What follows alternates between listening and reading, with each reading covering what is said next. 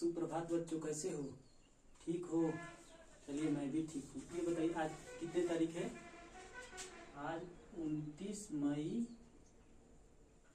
2026। आज दिन कौन सा है? बुधवार।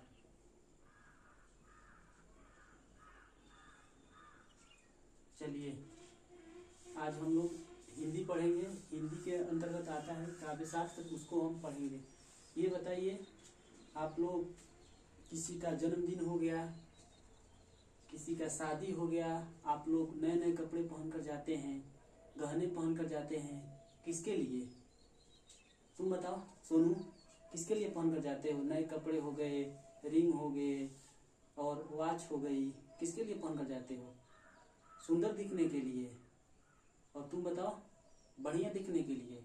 अच्छा, जिस प्रकार मनुष्य की सुंदरता बढ़ाने के लिए हम गहने का प्रयोग करते हैं और कपड़े का प्रयोग करते हैं और घड़ी का प्रयोग करते हैं, ठीक उसी प्रकार कविता की सुंदरता बढ़ाने के लिए हम अलंकार का प्रयोग करते हैं। तो आज हम लोग का प्रकरण क्या हो गया? अलंकार। आज हम लोग अलंकार के बारे में पढ़ेंगे। चलिए पहले अलंकार के बारे में हम लोग पढ़ेंगे।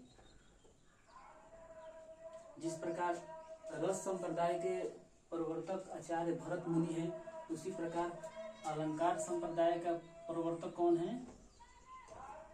अलंकार संप्रदाय के प्रवर्तक भामह है, आचार्य भामह है। कुछ हम अलंकार के शब्द के बारे में जानेंगे। अलंकार दो शब्दों से मिलकर बना है, आलम जमा कार। आलम का अर्थ होता है शोभा और कार का अर्थ होता है करने वाला, अर्थात शोभा बढ़ाने वाला या शोभा करने वाला। शोभा बढ़ाने वाले तत्व को क्या कहते हैं? अलंकार कहते हैं। हम परिभाषा लिख लेते हैं। मेन है ना, मेन मतलब अलंकार का शाब्दिक अर्थ ही क्या है? आभूषण। अलंकार का शाब्दिक अर्थ ही क्या होता है? आभूषण बोल सकते हो या गहना बोल सकते हो, है ना। तो हम अलंकार शब्द का मेन शाब्दिक अर्थ क्या है? आभूषण या गहना बोल सकते हैं। अलंकार के प्रवर्तक कौन से आचार्य हैं? आचार्य भामह। अलंकार कितने शब्दों से मिलकर बना है? दो शब्दों से मिलकर बना है। शोभा, अलंकार आलम जमा कार। आलम का अर्थ होता है शोभा और कार का अर्थ होता है करने वाला। ठीक है, अब हम अलंकार के परिभाषा देख लेते हैं, लिख लेते हैं परिभाषा।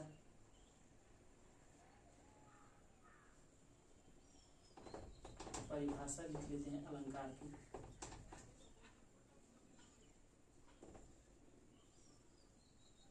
अलंकार की परिभाषा।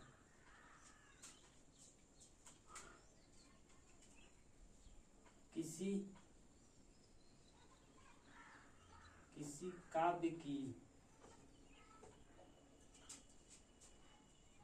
सौंदर्यता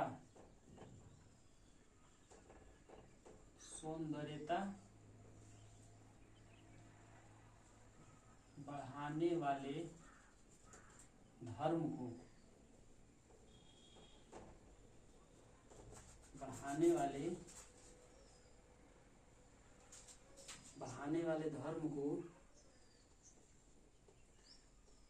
अलंकार कहते हैं। अलंकार कहते हैं। ये परिभाषा बच्चों किसकी है? ये ना आचार्य दंडी की परिभाषा है। आचार्य दंडी ने ये परिभाषा दिए थे। किसने दिया था? आचार्य दंडी ने। फिर से देख लेते हैं। किसी काव्य की सुंदरता बढ़ाने वाले तत्व को क्या कहते हैं? अलंकार कहते हैं। अब हम लोग अलंकार के भेद के बारे में जानेंगे। अलंकार के भेद देख लेते हैं ना। ऐसे तो अलंकार को हम मुख्यतः 3 भागों में बांटकर पढ़ेंगे। पहला शब्दालंकार, और दूसरा अर्थालंकार, और तीसरा उभयालंकार।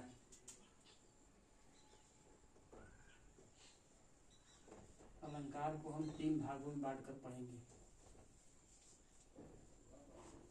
पहला कौन था? शब्दालंकार।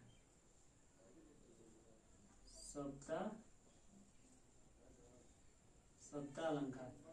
दूसरा कौन सा था? अर्थालंकार।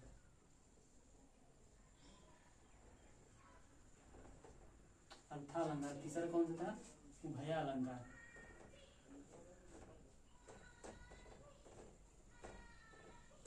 उभयालंकार। देखिए शब्दालंकार किसे कहते हैं, एक एक करके हम देखेंगे। पहले शब्दालंकार, उसके बाद अर्थालंकार, उसके बाद उभयालंकार। ठीक है, शब्दालंकार किसे कहते हैं? शब्दों के माध्यम से जो काव्य में चमत्कार उत्पन्न होता है उसे क्या कहते हैं? शब्दालंकार। शब्दों के माध्यम से काव्य में जो चमत्कार उत्पन्न होता है उसे क्या कहते हैं? शब्दालंकार। शब्दालंकार कहते हैं। जैसे शब्दालंकार के अंदर कौन कौन से अलंकार आते हैं देख लेते हैं ना। पहला आता है अनुप्रास अलंकार। अनुप्रास अलंकार। और दूसरा यमक अलंकार।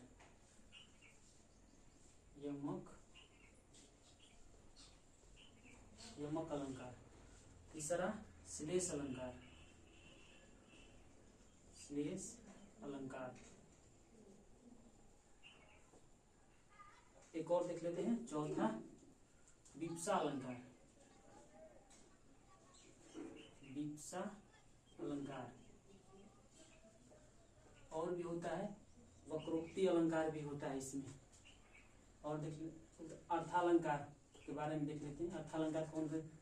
अर्थालंकार के अंदर आता है ना अर्थालंकार। मैं अर्था में इसमें ना अर्थों के माध्यम से चमत्कार उत्पन्न होता है। इसमें शब्दों के माध्यम से और इसमें अर्थों के माध्यम से चमत्कार उत्पन्न होता है। तो अर्थों के माध्यम से जहाँ चमत्कार उत्पन्न होता है उसे क्या कहते हैं? अर्थालंकार। तो इसके अंतर्गत कौन कौन से आएगा? पहला उपमा अलंकार। उपमा अलंकार। और देख लेते हैं रूपक अलंकार। रूपक